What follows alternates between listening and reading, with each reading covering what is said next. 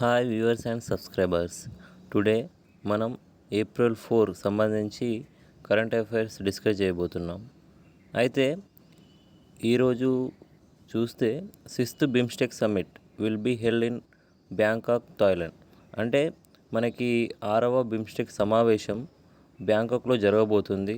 అది అయితే దీని థీమ్ ప్రతిసారి మనకి ఈ టాపిక్ వచ్చేసి మనకి ఇంటర్నేషనల్ రిలేషన్స్లో వస్తుంది మనకి. అయితే ఈ సమ్మిట్స్ అనేది ఇంపార్టెంట్, వీటితో పాటు థీమ్ కూడా ఇంపార్టెంట్ మనకి. సో 6th బిమ్స్టెక్ సమ్మిట్ వచ్చేసి మనకు బ్యాంకాక్, థాయిలాండ్లో జరిగింది. దీని థీమ్ వచ్చేసి prosperous, resilient and open BIMSTEC. So ఈ థీమ్ కూడా ఇంపార్టెంట్ మనకి ఎగ్జామ్ ఓరియంటేషన్లో. ఆ తర్వాత బిమ్స్టెక్ గురించి, సో దీని గురించి తెలుసుకుంటే ఇది ఏర్పడింది 1997లో ఇది ఏర్పడింది. ఇది వచ్చేసి మనకు బ్యాంకాక్ డిక్లరేషన్ ద్వారా ఏర్పడింది. అయితే దీంట్లో members, India is also one of the member in BIMSTEC. దీంట్లో ఇండియా కూడా మెంబరే. అయితే టోటల్ 7 మెంబర్స్ ఉన్నారు: India, Nepal, Bhutan, Sri Lanka, Bangladesh, Myanmar, Thailand. So ఈ 7 మెంబర్స్ మనం గుర్తుపెట్టుకోవడానికి ఒక షార్ట్ కట్ లాగా ఇట్లా మనకి MBBS 10 అని చిన్నగా ఇట్లా మనం గుర్తుపెట్టుకుంటే ఈ టోటల్ దీంట్లో వస్తాయన్నమాట. Myanmar, Bhutan, Bangladesh, Sri Lanka, Thailand, India, Nepal ఇట్లా. అయితే ఇది ఒక రీజనల్ ఆర్గనైజేషన్, ప్రాంతీయ సంస్థ. దీని హెడ్ క్వార్టర్ వచ్చేసి మనకి ఢాకాలో ఉంది, బంగ్లాదేశ్. సో ఇవి ఇంపార్టెంట్. ఒకటి ఎక్కడ జరిగింది, ఎన్నోవది, ఆ తర్వాత థీమ్ ఏంటి, ఇది ఎప్పుడు ఏర్పడింది, కంట్రీస్ ఏంటి, హెడ్ క్వార్టర్ ఏంటి. అలాగే లాస్ట్ టైం 5th బిమ్స్టెక్ సదస్సు వచ్చేసి మనకి 5th బిమ్స్టెక్ శ్రీలంక హోస్ట్ చేసింది.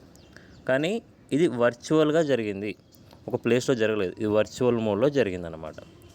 ఆ తర్వాత UNEP వారి ప్రకారం, యునైటెడ్ నేషన్ ఎన్విరాన్మెంట్ ప్రోగ్రామ్, వీరి ప్రకారం 2022లో 1.05 బిలియన్ టన్స్ ఆహారం వృధా అయింది.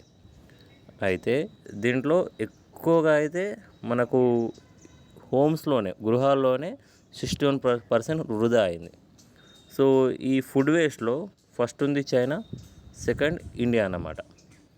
ఓకే, ఆ తర్వాత మనకి ఇక్కడ పాల ఉత్పత్తి, అంటే ఇది అగ్రికల్చర్ గురించి వస్తుంది మనకి. దీంట్లో పాల ఉత్పత్తిలో వరల్డ్లోనే ఇండియా టాప్ పొజిషన్లో ఉంది.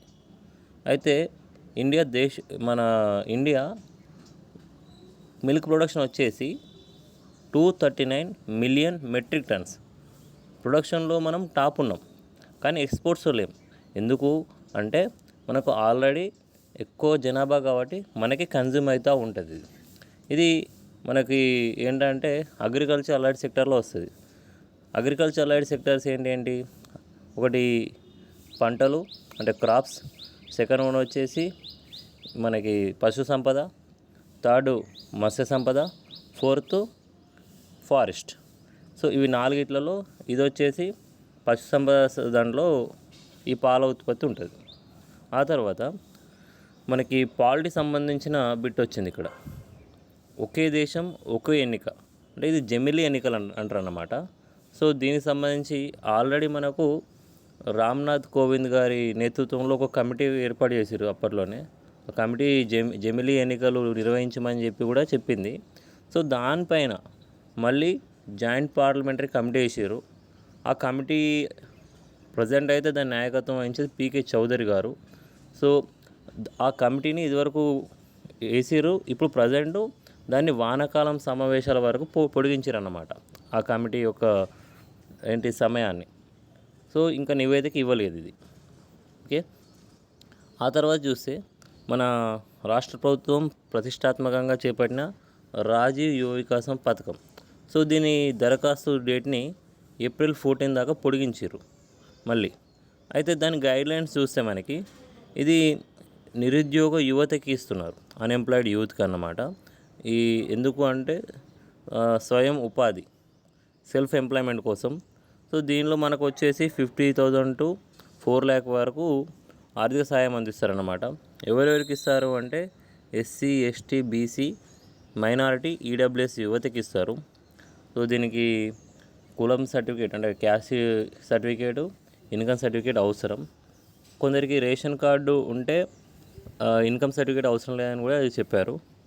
ఆ తర్వాత దీంట్లో ఎంతకి ఎంత రాయితీ అంటే మనకి 50,000 వరకు రుణం అంటే మనం తీసుకుంటే 100% రాయితీ అన్నమాట. అంటే ఏం కట్టాల్సిన అవసరం లేదు. 1,00,000 వరకు తీసుకుంటే 90% రాయితీ, అంటే 10,000 కట్టాలి 1,00,000 తీసుకుంటే. 1 to 2 lakhs అయితే 80% రాయితీ, 2 lakhs to 4 lakhs అయితే 70% అన్నమాట. ఇంత. సో ఎంత అమౌంట్ వరకు తీసుకుంటే ఎంత రాయితీ అనేది ఇక్కడ మనకు మెన్షన్ చేశారు.